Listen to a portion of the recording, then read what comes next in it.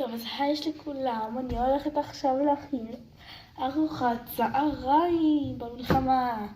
נקווה שיפתיע אותנו באמצע הזה, כן? סבבה? בואו נתחיל בקיצור. טוב, נשים מים קרים בתוך הסיר. אני הולכת להכין קודם כל פסטה. נלך לטניה 4. אוקיי. ונמלא. טעות שלי, לברז, לא לטניה 4. לברז ונמלא. אוקיי, מילינו את המים הקרים, ועכשיו נפעיל את האש.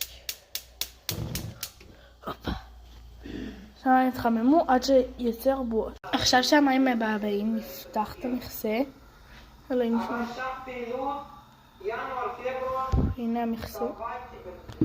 עכשיו נשפוך את הפסטושקס. מלא.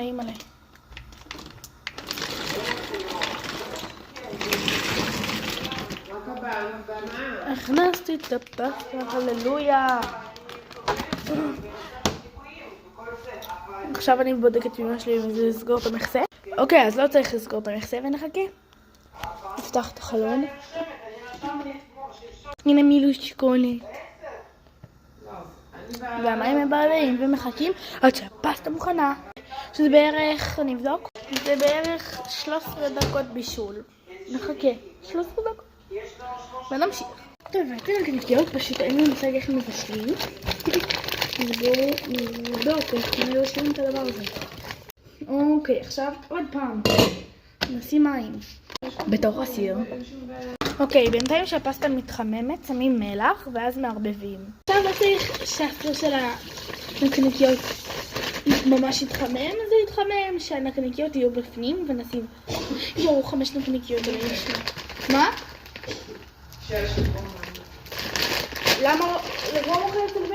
לא יודעת. אבל אני יכולת. לא יודעת כמה אני. 2 3 4